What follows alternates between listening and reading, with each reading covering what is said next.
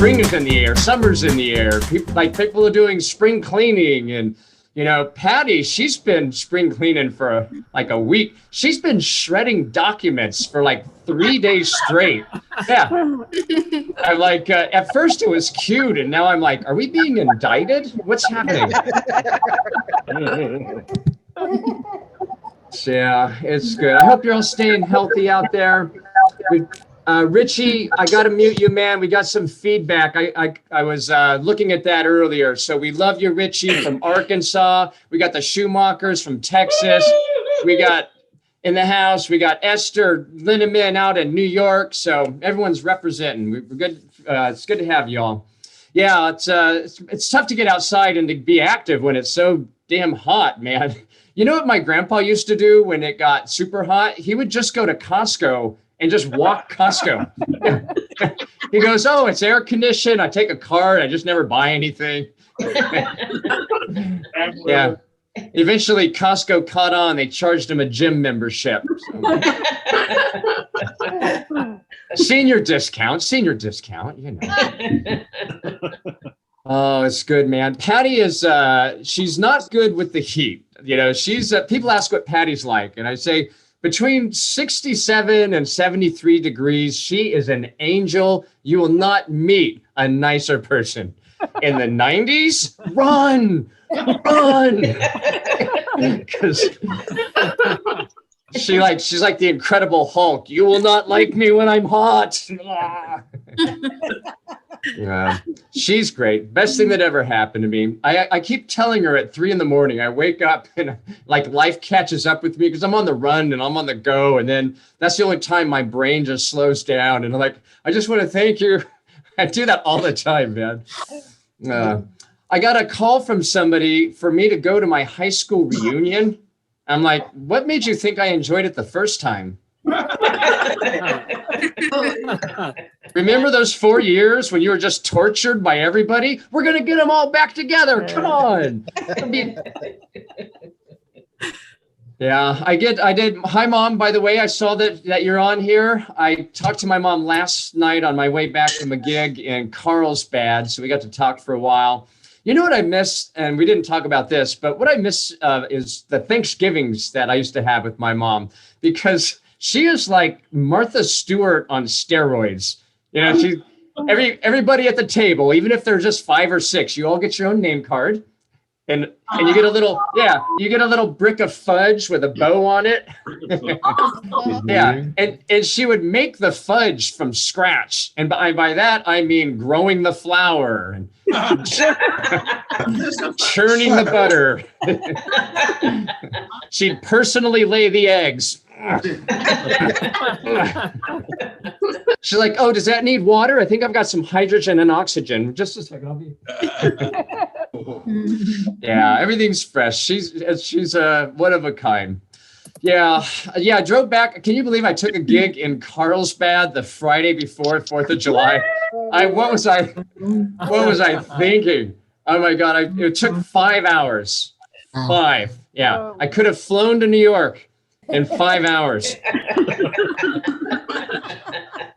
I was sitting there so long, I started watching Paw Patrol in the car next to me. Oh, man. I should have been looking out for the real patrol behind me.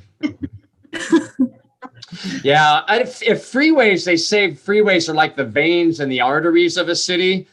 If that's the case, LA's going to have like a quadruple overpass surgery because it's out of control, man. Just way clogged up. Yeah, and I can't compete with the whole Mad Max thing going on. You know, everybody's jockeying for cutting each other off, and it's like that old study when there are too many animals in the same spot, they start to get vicious to each other. And for the longest time, I had a Ford Focus, and there's nothing. Yeah, there's nothing you can do in a Ford Focus. Like even if you're super mad, you're like, beep. Beep, beep, beep, beep, bucko. Like a Fisher Price horn. I'll get you. I'm going to go after him. Oh, wait, a hill. Uh-oh. Turn off the AC.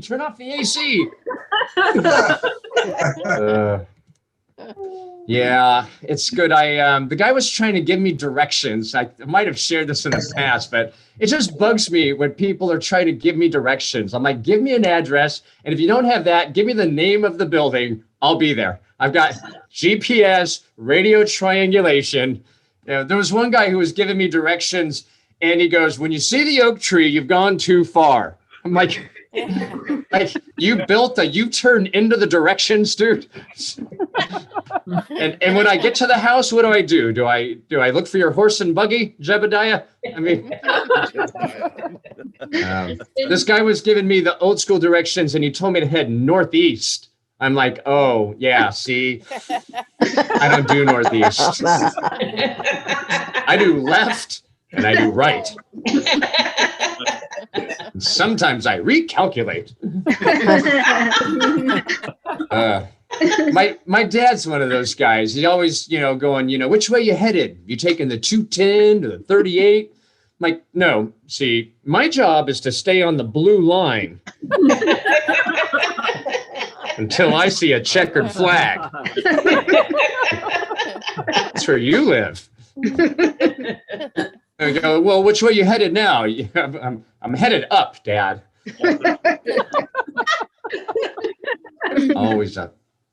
Yeah, I had my GPS is set on the British accent. It just makes me feel like I'm on holiday. I'm on holiday. I love the British one. I wish they would they give me British, they give me Australian. I wish they'd throw in a little of that Georgia, whatever that down south thing is. Oh, I love that. They would give it to you like country directions. Okay, I'm going to have you take a left.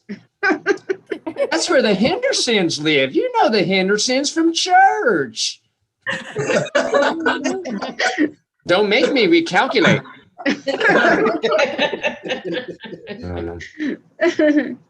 Yeah, I love that. I love that accent. But there was one time I was on the phone with the bank, and I got one of the representatives, and she had that sweet Georgia accent, but she was being nasty. Yeah, it's confusing.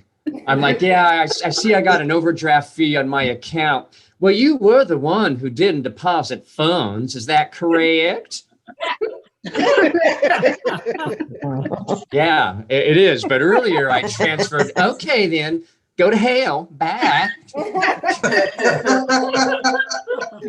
Hey, is this where I get sweet tea and you bless my heart? What's happening?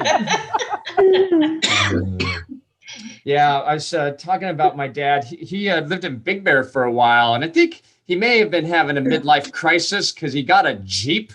One of those old Jeeps where you're always on safari the whole time. No shock absorbers. The windows are made of like plastic wrap or something. No, Dad, this is great. Like if a jackhammer had wheels, perfect. I hope you work out your issues soon.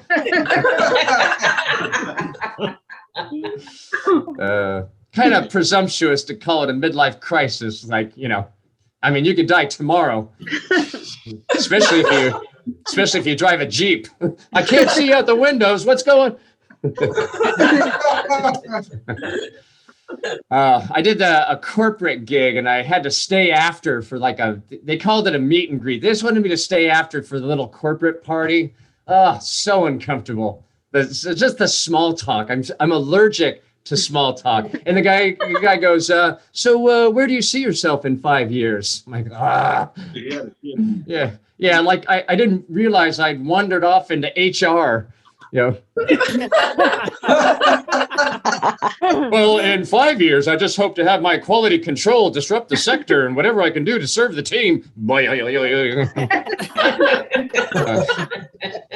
Yeah, I don't know where I'll be in 5 years. In 5 minutes, though, I'm pretty sure I'll be in my car.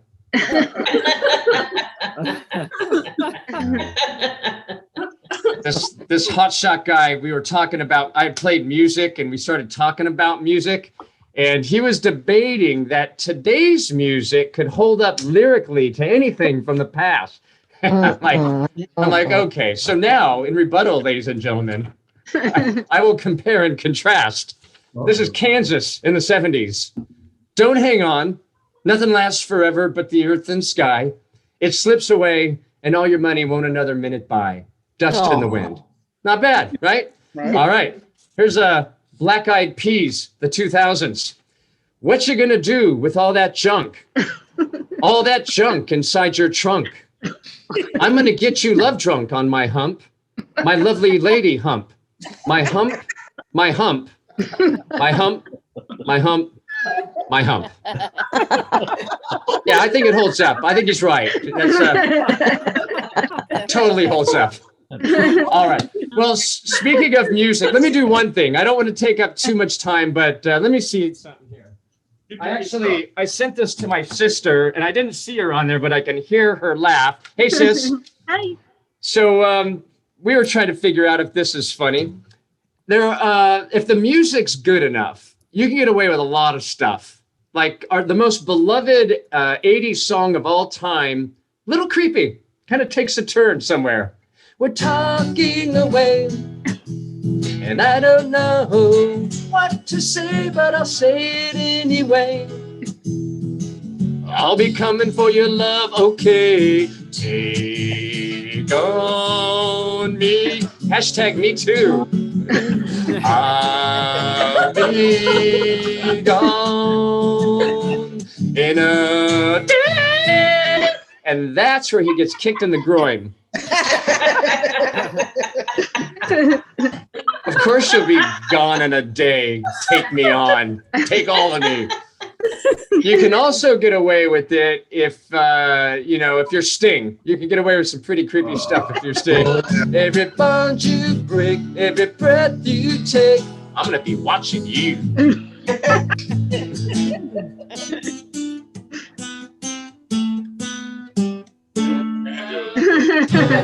All right. Well, I don't know, sis. That one might not have legs, but we gave it a go. You gotta try them, folks. That's the only way you find out. Okay, well, fantastic. I'm going to get you guys going with your next comedian, and I'm going to check on the one who's having technical difficulties.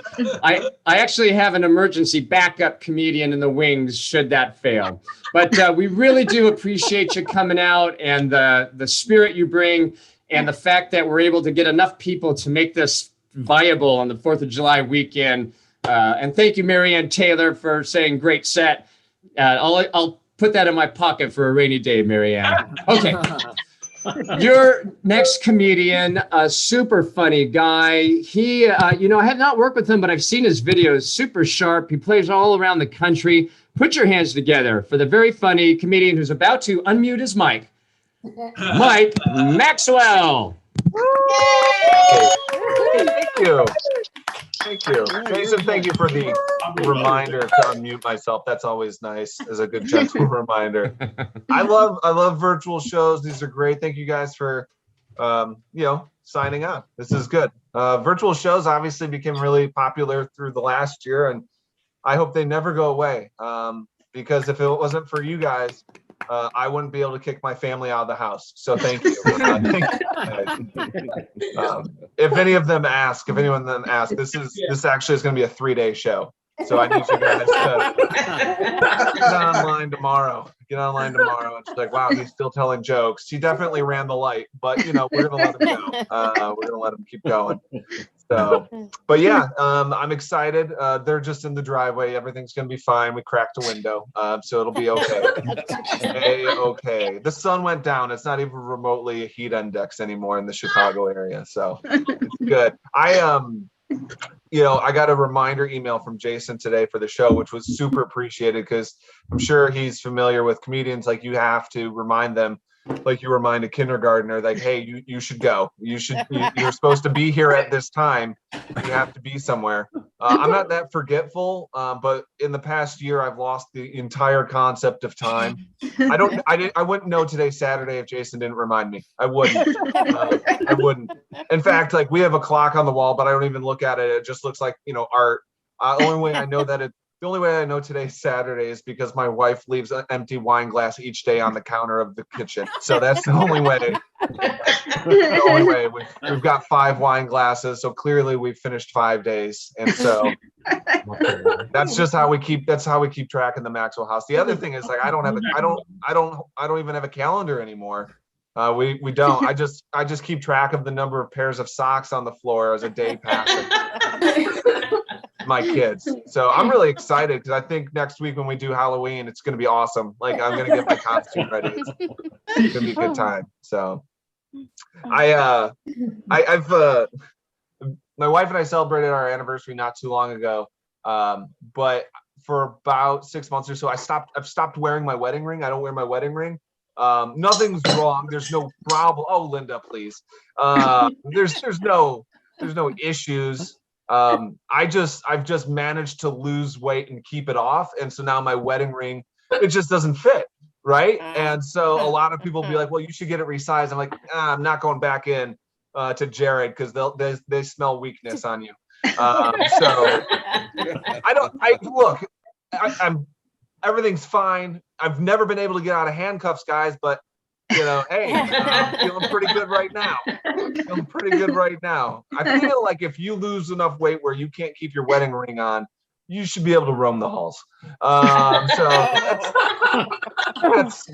that's going to keep everybody fit, everybody, sharp. That's just what you need, right? Nobody's making tenure. Everyone's on a unlimited contract. But the thing is, though, like I noticed, I went downstairs in our laundry room, and if you are married, you may, if you were the bride, you may have preserved your wedding dress. You may have saved your wedding dress. And there's two ways you do it. Like one is you take it to the dry cleaner, and then you take it to someone who preserves it, and they put it in this box that's like a half coffin. And then it just has a window on the top of it, like an old Western coffin, right? Like, and so like when you're looking for the turkey roaster for Thanksgiving, you're gonna get freaked out that there's just this random upper torso in your storage unit. And the thing is, my wife did not do that. I know some of the women in my family have, but my wife didn't do that. My wife got her wedding dress cleaned, and now it's just hanging up in the laundry room, guys. And when I pull the light to turn on the light over the washing machine, it's actually casting a glow on my wife's wedding dress, just hanging there. My wife's wedding dress is just hanging there. Like I'm in the bat cave looking at the bat suit, right? At any given time, she's ready to jump into another relationship. That's just essentially she is ready to be a superhero spouse. That's really kind of how that works out. I will say this about my wedding ring. I, as a guy, another married man gave me advice to just get a wedding band that is simple, because you're gonna lose it one day and you want to be able to replace it without having to tell her. Like that's what somebody told me. And that's why a man's wedding band is the most boring looking thing out there. Unless you're one of those really special guys who put a diamond in their own wedding band. Which not every guy is aware that the wedding isn't about them. Right? So I think the only reason why a bride is okay with their fiance putting a diamond in their wedding band is because it hopefully will get them to stop wearing their high school graduation ring. You can put that away. You can put it away along with your stories about making conference. All right, thanks. That would be nice. Oh, you gotta come. Oh man. Yeah, I'm doing pretty good. I turned 40 just at the end of April, and I didn't know this, but 40 I'm excited about. 40 is great. I'm a couple months in, and I've learned it's the decade of your life that when you tell people you did something responsible, they reply with, "Oh, good for you." Because they don't expect you to accomplish things anymore. They just think you're going to fade into oblivion, which is so nice. It's just nice. I told, I've got other friends clipping 40, and they're all squeaking about a midlife crisis. Even my sister gave me grief about, oh, you're going to have a midlife crisis soon, because she's having one. But the thing is, I'm like, no, I'm not. My wife's like, I'm not midlife. I'm not. I'm 40. And she's like, that's ridiculous. I go, here's the truth. I'm probably dying at 50. And she's like, what? He goes, that's not nice. You're supposed to live forever with me. I go, look, that's not how term life insurance works. Okay. One of us has got to go, and you like brunch too much, so I don't want to take that from you. So it's fine. I'll be wrapping soon. I'll drop my social media handles in the chat. That's the same for Instagram and Twitter and stuff. This past spring, I got to coach my son in youth football for the first time, which was really cool. It was a great experience. I was terrible in high school football. I played 1 year. I was in the 40-40 club. Which was whether we were up by 40 or down by 40 or with 40 seconds left, I got into the game. So I come to the table coaching 5 to 7-year-olds in football. And I brought a lot of John Madden football to the table, guys. I did. I brought a little bit of Tecmo Bowl, but a lot of John Madden. And if any of you are teachers, some of you may be parents, I think you guys know that it's not easy to be around kids and to be responsible for kids, but I recommend all of you get into coaching. Youth coaching is a great outlet. It is the only outlet in society where we are allowed to yell at other people's kids. It is the most rewarding thing ever. I mean, my son can catch a ball a lot better, but man, I am really developing some other kids. Don't like the way you're looking at me? Guess what? Run a lap. It's gonna make you a better kid. Well, guys, I'm Mike. I'm Mike Maxwell. Thank you guys so much. It's been a lot of fun. And back to you, Jason. Thank you guys. That was awesome. All right. Mike Maxwell. Yeah, super funny. Jackie and Dwayne says so funny. Funny Miller says funny stuff, Mike. The comments are still coming in. Keep the comments coming, folks. And here's our next show, ladies and gentlemen. It is right here. Friday, does that say March 19th? Damn it. Oh, I was going so fast today, Mike. It's been such a long day. And usually, Mike, while you're on, I'm kind of like collecting the comments from the chat room and I have something to say, but one of our comics is not going to make it tonight. So I'm in the other room like, can you use another Gmail address? Do you have another device? So I'm still working on that situation, but by the time he rolls around, I'm going to have it together. And this would be a great lineup on July 23rd. And then we're going to miss a few weeks after that. I'm going to be performing on a cruise ship. And coming back. The Schumachers, you guys should, well, you go on enough cruises, you could probably just order the comic by now. Order me by name, John. Just give me Norwegian Encore. Okay. We'll find you, bro. All right, man. Okay, well, let's keep this cavalcade rolling. This next guy is not on the call right now. David Studebaker, are you on right now? On my screen, I'm right next to you. My video's on, and what name are you on? What name are you under? David Studebaker. Oh, your actual name. Okay, well that's what confused me. I was looking for other people's names, but sure enough, there you are. You know what's actually happening, David, is that I was in the attendees tab looking through them. Yeah, you don't need to know that. Nobody needs to know. I'm just at this point, I need a therapist, David. That's all. Okay. It's so much fun. It is worth all the stress. And this guy is, we go way back, and he's a dear friend of mine. And he's like one of the few people that I trust to handle my shows when I'm away, because he's not only super funny, but just accountable. He cares. He was named one of the top 10 comics to watch by the San Francisco Weekly. Put your hands together for David Studebaker.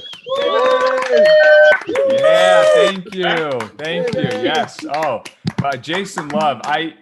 You guys got to know, hopefully you know, but this man deals with more logistics than any comedian on the planet. He deals with more logistics than people who own comedy clubs, and he's also an amazing comedian performing all the time. So I call him a comedy saint. He deserves all your applause. Don't even clap for me, just only clap for him.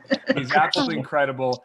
Speaking of saints, I see we have Daryl and Holly Burns in this. If you're not on gallery mode, you may not see them. I don't know. All I can tell you, absolute saints. They run a show at Sun City in Palm Desert. I absolutely love them. They're wonderful people. And I gotta say, you know what? Even if you don't live in Palm Desert or you're hours away, you should drive there just to go to their show and hang out with them. Because number one, if you haven't been to that Sun City, it's like Boomer College. It's like everyone is just like they got nice weed. I don't even smoke weed, but I'm like, maybe I should, because these people are so fun. They great drinks, such sweet people, great comedy. I mean, literally, it's really, I give Daryl and Holly Burns a hand. Great to see you guys. And then the other thing about Jason, thank you guys. The other thing about Jason, I gotta say, is like Jason's such like a beautiful being. He's just like, everything's so wonderful. And then you know, and then I met. Then his sister is also the same thing. I don't know what's in the gene pool of your family, but if there's any gene transplants, it would be fantastic. Because, and mom, beautiful too. I don't know. Like I look at your family and then I look in my chat box. I'm like, you are disgusting and you need to get your life together, because these people are a cut above. So I live in envy. I don't know about anyone else here, but I'm very high strung. I'm very stressed. Do we have any stressed people? I'm in gallery. I can see, okay, we have some PJ, Jan, the Schumachers. You live on a cruise ship. Oh, it's because you haven't been on a cruise for a while. Maybe that's why you're stressed. Regardless. So I'm very stressed, but I'm also like somewhat broke, which is a terrible combination, because a lot of the things people do to de-stress cost money. PJ feels me. Thank you, sir. And my brother, who has some money, he bought me my first professional massage. And it turned out to be one of the most stressful experiences of my life. I had no idea what I was walking into. I go to the counter and the woman's like, okay, David, you're going to be with Ralph. Really, Ralph? Like, I don't have a problem with a guy giving me a massage, but Ralph is his name. Some performers have stage names. That guy needs a masseuse name, right? Sage. Okay, someone tells you you're getting a massage from Sage. You know those are soft hands. That's going to be a great experience. Ralph is a general contractor. That guy's got beat up hands from years of hard labor. I don't need that digging into my shoulders. And then I go in, and I thought they'd play relaxing music at these massages, like yoga music, right? That's standard. Not Ralph. He had Night Moves by Bob Seger playing when I walked. Oh my God. Yeah, thank you, PJ. You understand. Yeah, very awkward. If you know the lyrics to that song, speaking of Jason's bit about lyrics being better when they were older, they were better then, but also very awkward for a stranger to caress your back to that song. If you don't know it, Google it. And then, by the way, pro tip, let me just tell you, do not eat a super burrito prior to going to the massage parlor. Learned that one the hard way. That was a very weird yin-yang experience where my body is being relaxed and my butt cheeks are clenching for dear life. You know, you hold something like that in, it builds and it grows. That was an hour-long massage, so I bit my lip. I was like a boxer going to the 15th round, and then Ralph's like, okay, I'm going to work the lower back now. Ooh, you are tense. You need to relax. You don't want me to do that, Ralph. But let it rip. I don't know if you've ever farted on another man's forearm before while he's giving you a massage, but you have to leave a much larger tip at the end. That's the whole I feel like Glenn Martz, you've been there, buddy. I appreciate it, my friend. Two thumbs up on that one. You know what? I'm with you. Thank you. And I also, Mike has kids. I also, I have a 2-year-old son, and the child, he has the face of an angel and the soul of a cage fighter is how I would describe this child. He is like, I am so overmatched by this kid because my wife's family, they're all like like my father-in-law's a professional dirt bike rider, and they're ranchers and construction workers, and I have soft baby hands. Okay, I am not equipped to deal with the genes inside of this kid. And to give you an example of how big he was, like especially when I first put on an age-appropriate diapper, it looked like a G-string. Okay, that's how large this child was, and he's not afraid of me at all. Like he'll do something naughty. I'll be like, all right, you got to go in timeout. He'll be like, what? You think you can put me in timeout? Really, skinny boy over here? Hey, Paulie, this guy thinks he can put me in timeout. Isn't that hilarious? Walk away, skinny boy. Don't even look at me. No. So my only hope, though, lest you think I'm exaggerating, there was one time he didn't want to get out of the bath, and I picked him up to get out of the bath. He headbutted me in the nose, threw a right hook to my cheek, and then kicked me in the groin. I'm telling you, I've been hit by grown men, and it did not feel what that felt like. So I live in fear. My only hope out of all these years of abuse that are ahead of me are that he's going to be the kid who ruins the Little League World Series. Like Mike was talking about coaching kids. Because I don't know if you guys have watched on ESPN, but they always have, like Major League Baseball had a big problem with steroids.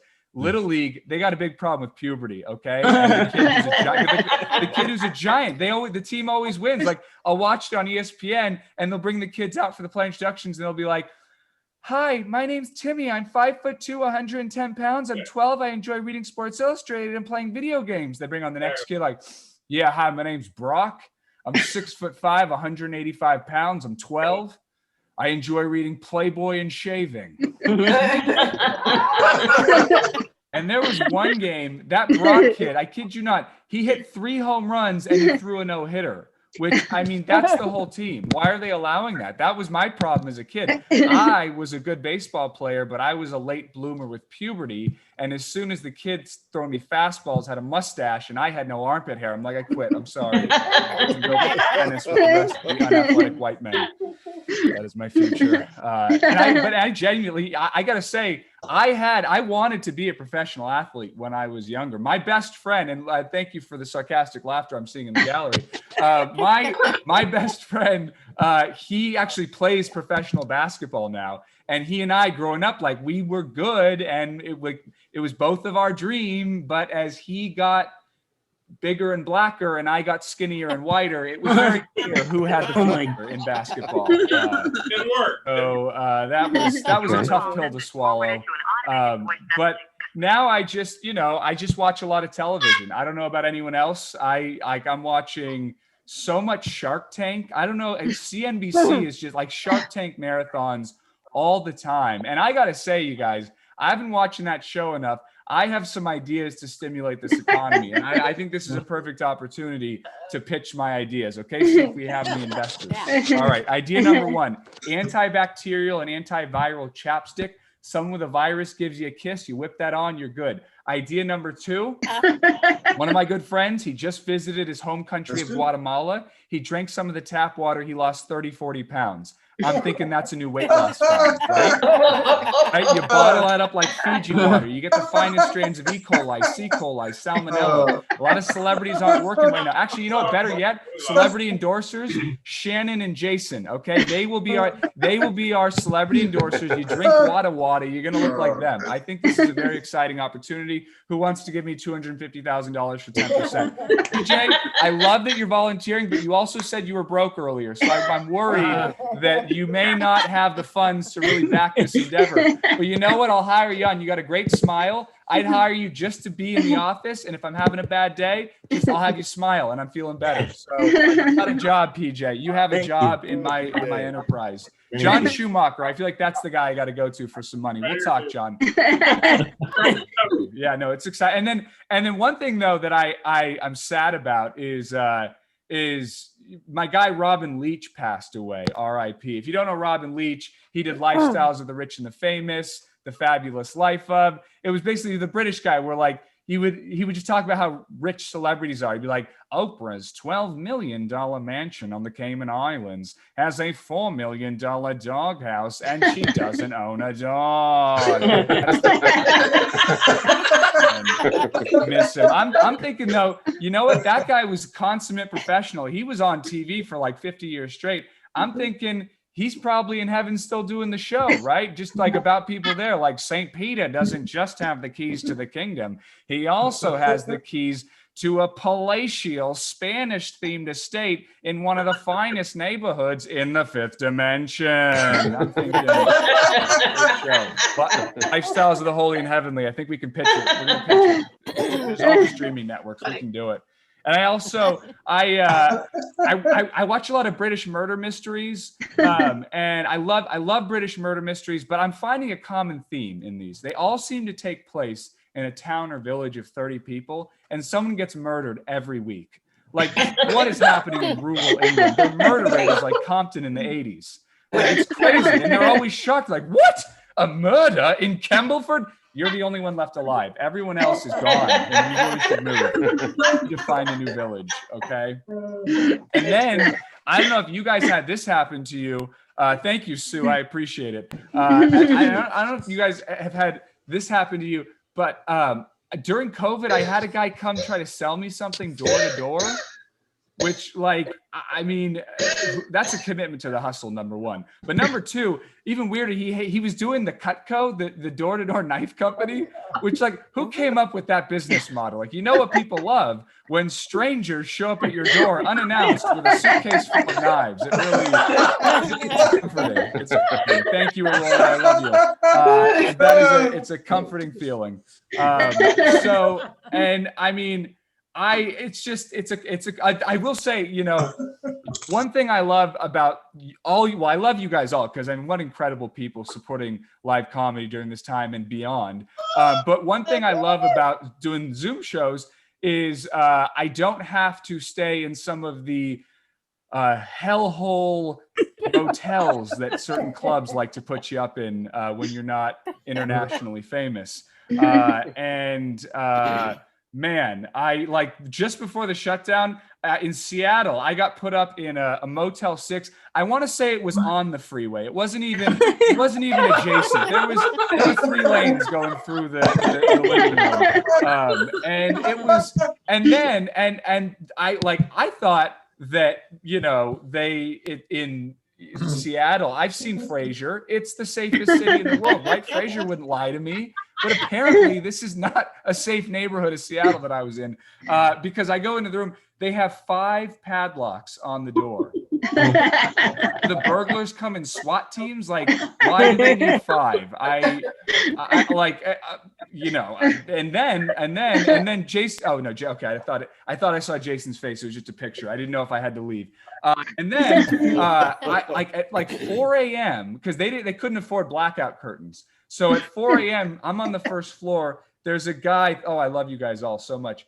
There's a guy. He had a big giant truck, and he just blasts his high beams into my room at 4 a.m. So I like pop awake. I feel like I'm being abducted by aliens. But then I look at the door. I'm like, you know what? That's the padlocks are to keep out the extraterrestrials. That's why they have that. And heavy play on that one.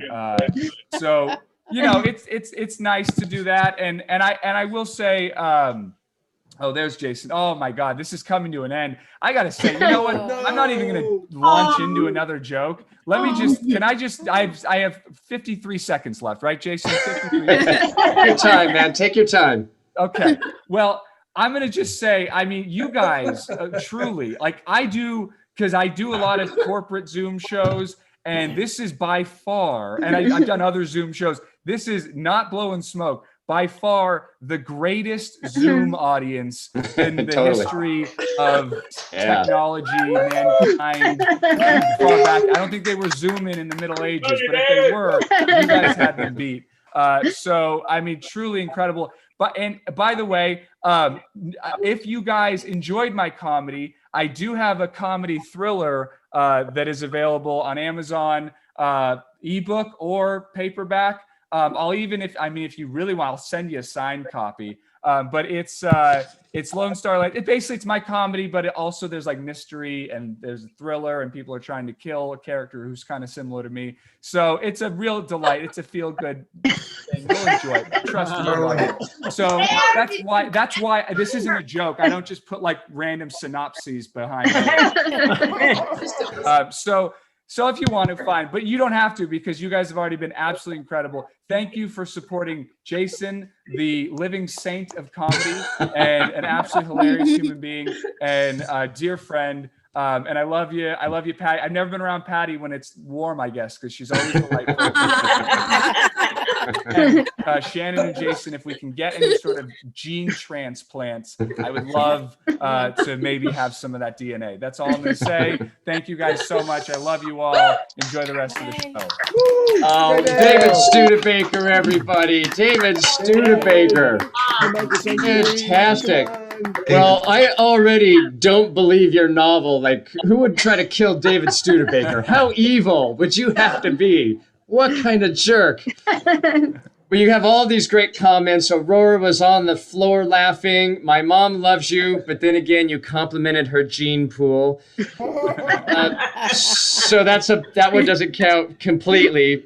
She loved you. Susan Johnson said so funny, and Glenn Martz said great set. Yeah, and to your point, I keep telling them this, and they're sick of hearing it, but the audience on a Zoom show makes every bit as much of an impact as the comics, and these guys are the best. In fact, Glenn Martz just said great set. That's how we talk here, David. They know the lingo. He didn't say skit. He didn't say skit. I didn't. No skit. No skit. One big green room, man. Okay, well, your next comedian, ladies and gentlemen, was good enough to wake up at who knows what hour in order to do this with us. He's in Germany, and he's got all kinds of great credits. He's been on America's Got Talent, James Corden, The Tonight Show. Put your hands together for David Deeble. Thank you. Thank you. Can you hear me okay? Yeah. There you are. Great. Sorry, man. Gotcha. All right. Hey, great to be here, everybody. Thank you, Jason, for having me. I'd like to start off by pointing out I'm not normally this shiny. Not sure what's going on there. But I got to start my timer here. You guys seem like a great audience. This is great. I did a Zoom show a week ago, this is a big corporate deal, and let's just say I wish you guys had been the audience instead. It's great to hear that laughter. So I am in Germany. I'll get into the reason why shortly, but it is 4:30 in the morning here. Wow. And I'm pretty sure that doing stand-up in my kitchen at 4:30 in the morning is a violation of my housing covenant, if not German law. So, appreciate what I'm doing for you folks here. So we seem to be turning the corner, post-corona. I hope that's the case. Of course, we all do. And I actually, I've been totally vaccinated, but between vaccinations, I had to be treated for rabies, of all things. I don't know if you folks are familiar with the treatment protocol for rabies, but among other things, it requires an injection at the site of the bite. So I had to take my doctor back into the woods, and it was just... That's my first joke, ladies and gentlemen. If you don't enjoy it, I'm sorry. It's interesting, when you think back short time ago, before the coronavirus, when we sneezed, people would often do so into their hands. And then when we'd meet someone, we'd greet them by shaking their hand. It seems unthinkable now. So what do we do now? Well, now if we sneeze, we do so in the crook of our arm. And if we meet someone, we give them an elbow bump. Not sure if that's any better. So I do a little bit of magic. I thought I'd start with a magic trick. Magic's a hobby of mine. I'm not a professional by any means, but I'm always working on some magic trick or other. Nice. So I thought I'd start by balancing this item on my face. Once balanced on my face, it's then going to vanish into thin air. All right, so I'm just going to give it my best shot here.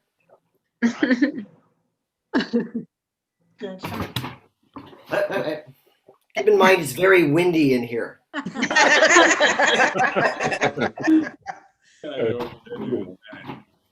It's gone. Amazing.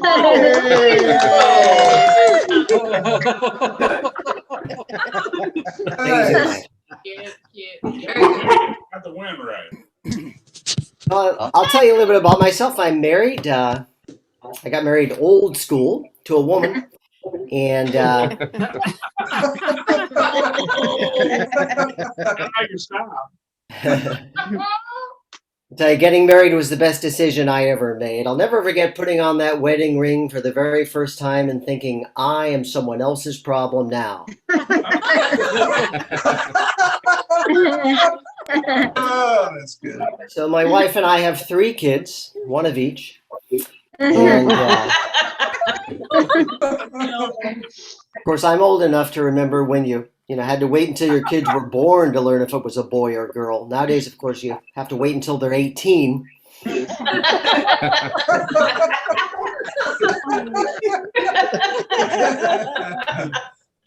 as I say, we have 2 daughters and a son. The little girl, Lucy, the baby. This kid has not slept once in her entire life. Isn't it amazing how you can love a kid before it's even born, but not afterwards? Now, the oldest is a teenager, and that's a cute age, isn't it? I sometimes wonder if all teenagers rebel regardless of the culture they grow up in. For example, I always imagine some 13-year-old kid growing up, say, in the deep, dark jungles of Brazil someplace, and one day he comes home and decides he's no longer going to wear that bone in his nose anymore. His parents get mad and give him the speech. As long as you're living under our roof, you're going to wear a bone in your nose. Take off that ridiculous suit and tie and strap a leaf between your legs.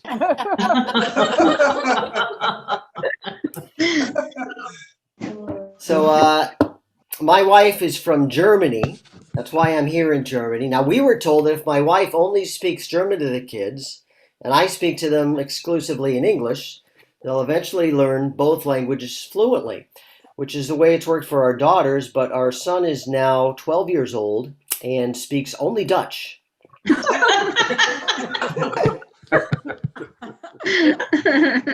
Having bilingual children really makes you appreciate what an exasperating language English must be to learn. For example, every day I'll have the same exact conversation with my son.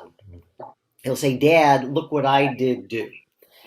And I'll have to explain to him, now, Luke, remember, in English, you never say, look what I did do.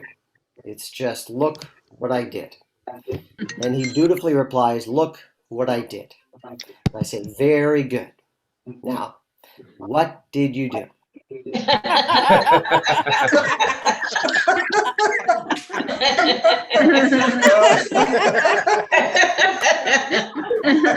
So, German, interesting language, If you've ever been, upbraided in English, have it translated into German, you realize how easy you got off. And in German, even I love you sounds like we have ways of making you talk. Needless to say, as a comedian married to a German, I sometimes have to go outside the marriage for laughs. Let's face it, there are 2 things Germans will never joke about: Hitler and everything else.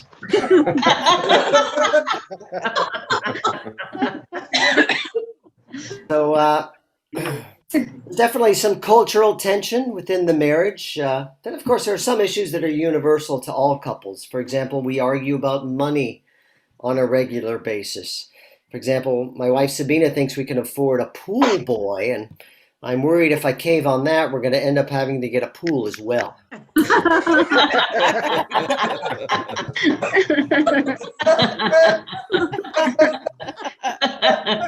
Somebody out there has a fantastic laugh. I'm not sure.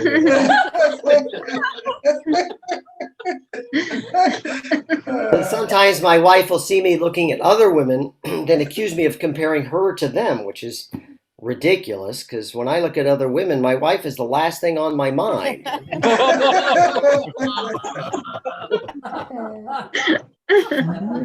don't know if you folks are aware of it, but the LA Times now has an offline edition which can be delivered to your home. News service they provide. I'll try to keep the newspaper crinkling down to a minimum, but everybody talks about the front page news. But if you look deep inside the story or deep inside the paper, you tend to see more interesting headlines. Let me see here. Oh, something out of California. Initiative overturning state forgery laws receives 9 trillion signatures.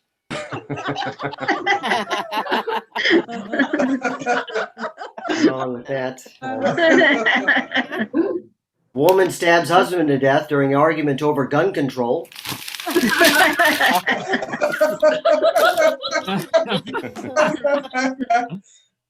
Some sports stories. Man runs marathon to raise awareness of chafing. Ooh. That was painful. A lot of technology news. New app tells you when light has turned green. Ooh, that's cool.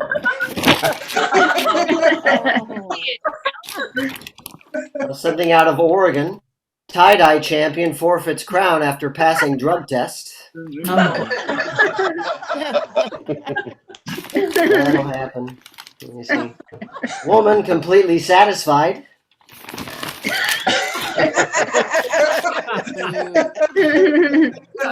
Fake news. Fake news. Fake news. So a lot of traveling with this job, or at least once upon a time there was. Now it means coming down to the kitchen. But I like reading when I'm traveling. I like reading about places I'm traveling to. For example, I was in Greece a couple of summers ago doing a show, and when I was in Greece, I was reading a fascinating book about Facetious, the Greek goddess of sarcasm. And thank you, both of you. I appreciate that. I like reading self-help books, personal growth books, things of that nature. First of all, a lot of these self-help books have self-defeating titles. For example, I saw someone reading a book recently. It's called The Complete Idiot's Guide to Personal Growth. And I screwed that one up. That's all right. One more. But I'll give you an idea what I'm talking about. I'm reading a book now about assertiveness. It's like this issue with assertive, if that's okay with you. And of course, nowadays, everything's so, even reading is high tech. You see people downloading ebooks wirelessly to their iPads. And whatever happened to good old fashioned reading your Kindle?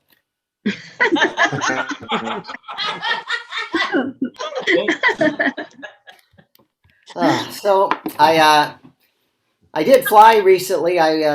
Everything came back to me. It was pretty much the same, but I hadn't flown for a year, so things were flooding back to me. I was getting on the plane, and the guy wants to pat me down. He says, when I reach sensitive parts of your body, I'll use the back of my hand. You talk about disappointment. Folks, take a tip from me. If you ever get patted down at the airport in the United States and you want to get out of it, it's very easy. You just got to know your rights. You do what I do. I look them right in the eye and I say, listen, I'm gay and I don't feel comfortable being patted down by another man. It's too arousing. Then I insist on being patted down by a woman, preferably a leggy blonde in equestrian boots.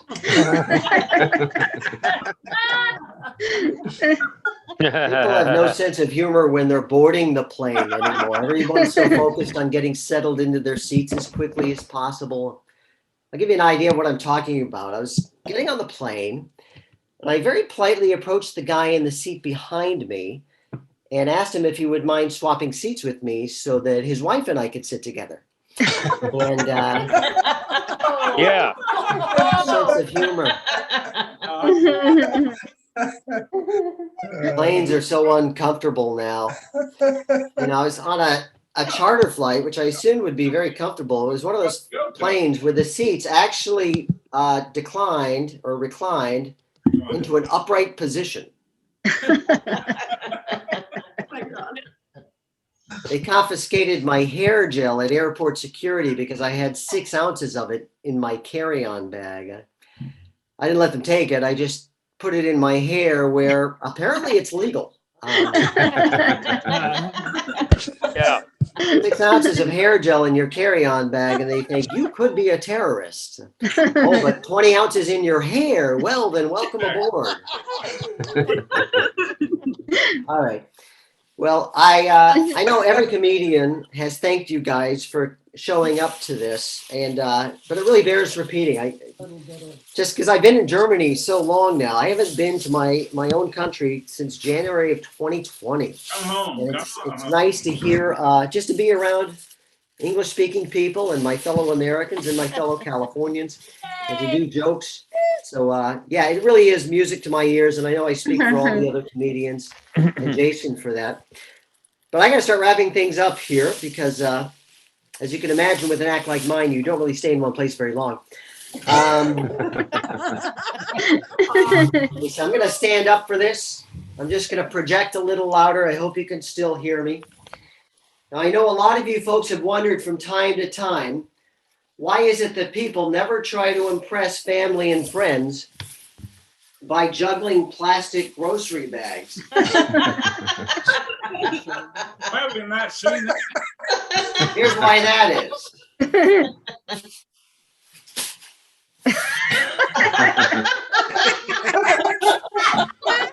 Well, we've not seen that before. It's almost this. Look, the drunks are going, even we could do that one. All right, for my grand finale tonight, I will attempt to juggle all 3 grocery bags using only one hand at a time. Of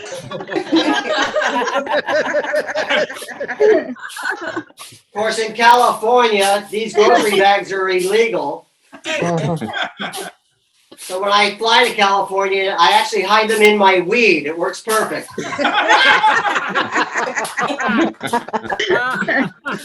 All right, 3 grocery bags, juggling with one hand. This won't last long, so don't blink.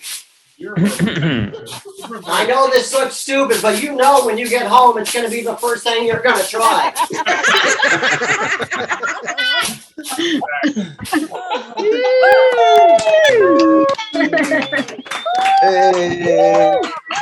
Thank you.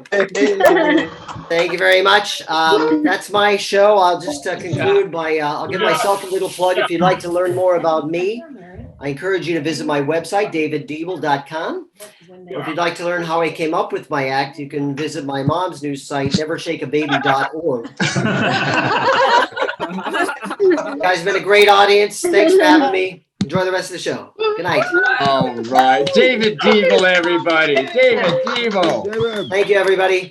Yeah, you guys will have to see him when he performs in person. He does all kinds of stuff. You're just like, what? Like he throws an olive up and catches it on a toothpick. He's like, he's from another planet, David is. Hey, and you got so many great comments. While I read them to you, David, I'm going to put this up for everybody in case you would like to support the show. But Carl Moss said, unbelievable. Jackie and Dwayne gave you an OMG. My sister-in-law, Susie, said LOL. And Kim Glazer called you comfortably funny. Yeah. I'm not sure what that means. I think she's coming on to you, David. I am wearing pants, so I don't know how comfortable it can be. And then Aurora Castro, she's another one of our regulars. She's also married to a German, but they came and lived in America the easy way, David. Did you ever discuss that with your lady? Oh, yeah. We actually we divide our time, but with coronavirus, things are a little restricted. All right, man. Well, do appreciate you doing this with us and making the sacrifice and staying up. What time is it there in Germany? It's I'm going for a run. It's 5:05 in the morning here. Oh, painful. Thank you. Thank you. All right, David Deeble, everybody. Let him hear it. Thank you, everybody. Appreciate the comments. All right, ladies and gentlemen, we have one more comedian. We're going to cut back a little bit on the time because I was stretching the earlier comics while we got the technical part. We were going through this by text, but at the same time, John, not that I didn't have faith in you, I was asking all the other comics, can you log on right now? Can you log on right now? But we got it together, and I just worked with John in Fraser Park like a week ago. But we go way back to the very beginning at the Ventura Harbor Comedy Club. He's performed all over the country. He's done more than 3,000 shows. He was on How to Lose a Guy in 10 Days. He was one of the cops on FBI Miscongeniality 1 and 2. He had his own show on the History Channel. Put your hands together for John Diresta. Thank you, guys. Can you hear me, Jason? I can hear you. Okay. Thank you, Jason. And let's all acknowledge Jason with a little hand, because we know that he's a producer, he's a comedian, he's a host. It's not easy to put this together. Thank you, Jason. Hey. And he still has the frosted hair. He's the Backstreet Boy. And everyone's thanking Jason for doing this, and I'm the one guy, I'm like, wow, I'm the guy with the technical difficulty. I'm 57 years old. I have no idea how to hook all this stuff. I'm on my 4th device. So thank God it worked. Good job, brother. Thank God I have a 31-year-old son who I now have to pay $40 for helping me out. There goes my day. And I am married probably longer than anybody in the whole world. Today is my 33rd wedding anniversary. I'm married 33 years. Thank you. Yeah, my wife's out in the car. We had a fight. We got married 33 years ago today over in Hawaii, up on the side of Diamond Head Mountain. And I should have jumped off right then. When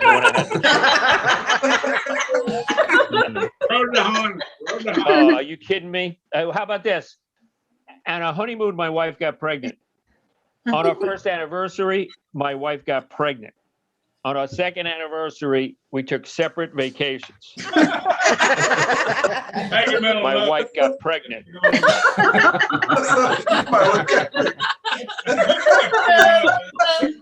I have a little stepson named Cool Breeze.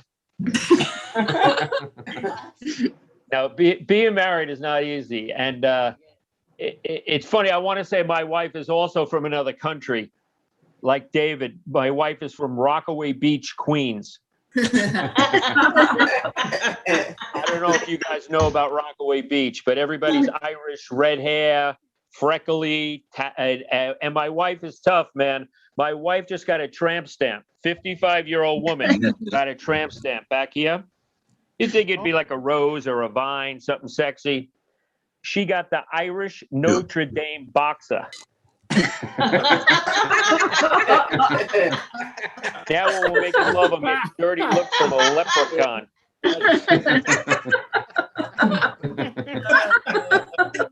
And you might be wondering about the accent. There is no mental retardation. I am from Long Island.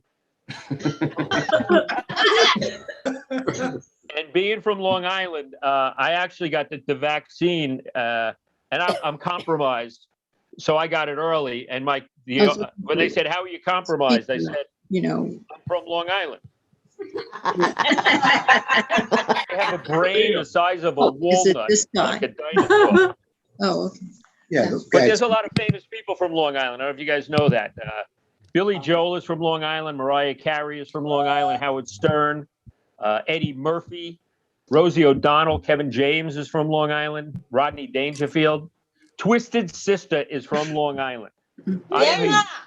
I love Twisted Sister. I love heavy metal. I grew up on Twisted Sister. I went to about 100 live shows in Long Island in the early 80s. I am such a huge Twisted Sister fan that I'm lucky enough to marry a woman that looks exactly like Dee Schneider. And she's not going to take it anymore. And we had 3 kids right in a row. I went from being single, had a little money in the bank, driving a 280ZX. 28 months later, I had a wife and 3 kids. All 3 kids are 11 months apart. Wow. Yeah, all 3. My wife is like a cockroach. She mates once and she's pregnant for life.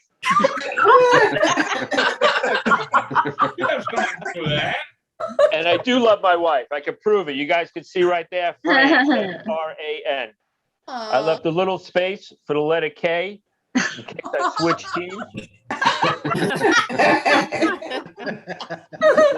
Transitions. But Matt, and these kids are expensive. I know the other comedian has 3 kids. I too. I have a son and 2 daughters. Their ages are 30, 29. I don't know. It changes every year. I got my own. Expensive. I don't know if you guys know this. Expensive.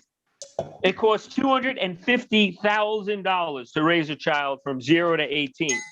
I have 3 kids, all in their late 20s. I have a wife of 33 years. She has at least cost me $250,000. I have $1 million invested in my family. Real hardcore cash. $1 million. You know what I got? For $1 million, I got a 1-inch shelf in the bathroom. So small that I have to lay my cologne on its side and then when it drips, I get yelled at. Stand strong, my fellow. I used to have a real job. It's all over the news. Before I became a comedian and started, I've been doing this a long time. I've been doing stand-up about 29, 30 years. And who knew that this would be my last show? No. When I got into this, I always wanted to do stand-up in the spare room out in my garage with technical problems. I've been around. You guys, I think they might have mentioned, I was in Miss Congeniality. You guys remember Miss Congeniality? But it's so long ago, I might as well say I was in Gone with the Wind. It's 21 years ago. I was in Miss Congeniality. Wow. I'm in a movie called 15 Minutes, a great movie with Robert De Niro that no one's ever seen. And I want to I don't like to drop names because Michael Caine told me it was rude. But I've worked with 6 Oscar winners. So I think it's an interesting, again, I'm not trying to, I think it's interesting and not as an extra in scenes. Robert De Niro, Sandra Bullock twice. Let me think. Michael Caine, Matthew McConaughey, Regina King in Miss Congeniality 2. And Sidney Lumet, the great director from the 70s. I did his last movie called Gloria. So I've been around, but nobody knows me. You guys don't know me. All 115 people are all like, this guy? I never even heard of him. Who is this guy? You're good now. I'm famous in one place. You know where I'm famous? My mom works at an eye doctor in Long Island. And all the customers that come in think I'm rich and famous going to Coke parties with Bruce Willis up on Mulholland. They don't know I'm on a Zoom show for Jason, the oldest Backstreet Boy. So the reason I bring this up, I also have not been in the country since 2020, like the other comedian. I'm in North Hollywood. No, I'm in North Hollywood. You guys know North Hollywood. It's the only. There's rotting furniture every 30 feet. You can give directions by the rotting furniture. Let me see. El Polo Loco. You're gonna go 6 love seats. Make a left at the refrigerator. I live in North Hollywood, and I talk tough. I'm an ex-New York City cop. That's what I was going to say. I had a real job. I was a New York City cop for 12 years. And I jumped it all for the fame and fortune of stand-up comedy. Now I'm in the garage doing a show on Zoom for the oldest backstreet boy. And before you get a bad idea, I was the best cop you could ever meet. I didn't care if you were black. I didn't care if you were white. I didn't care if you broke the law. I was not interested in police work at all. I worked in Coney Island, Brooklyn for 12 years. That's a nice area if you're a bullet. And I had 9 arrests in 12 years. Let that sink in. All through the 80s and 90s, I had 9 arrests in 12 years. Freezing, not a cop anymore. My own son has been arrested more times than that.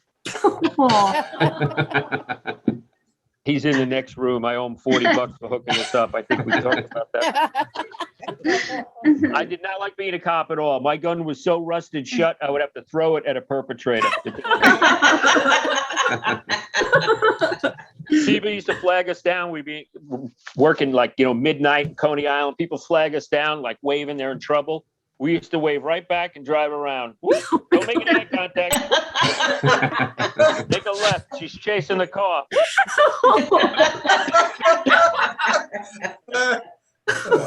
Not for me at all.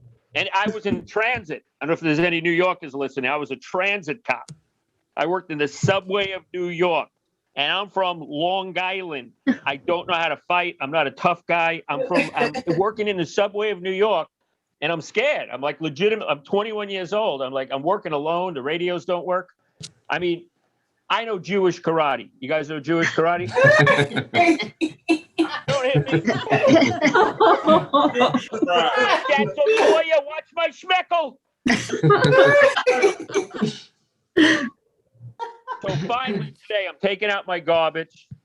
I get recognized. I've been doing this 25, 30. I've taken out my garbage, North Hollywood. I hear a guy go, "Yo, what's up? What's up, Clucker? What's up?" I go, "Me? I don't know. I'm sorry." He goes, "No, bro, it's cool. We heard that you're like quasi-famous. We heard that you're in the movies." I go, "Yeah, hey, man. Yeah, I've been around. Yeah." He goes, "I know you. You're Chaz Bono."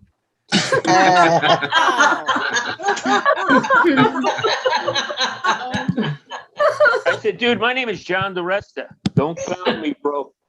You're Sonny Engineer's daughter's son." And now I'm making up. I smoke a lot of pot. I had to take a 12-year break. Do we all love marijuana? Most comedians love marijuana. I do. I had to take a 12-year break. That's a long time. You don't want to lose the job. Wife and 3 kids. Expensive. The day I quit about 20 years ago, I was right back on the marijuana. I like smoking pot. Love everything about it. I like buying the pot. I like going to the pot store. I like sniffing the canister at the red light. But I can't get the edibles. You know the edibles? Have we all had this experience? Mm-hmm. You go to a party, you go to a function, you can't wait to get there. You take a big bite of a candy bar. Half hour later, this ain't doing nothing. So you take another square, another bite, nothing. Finally, you eat the whole candy bar, and 40 minutes later,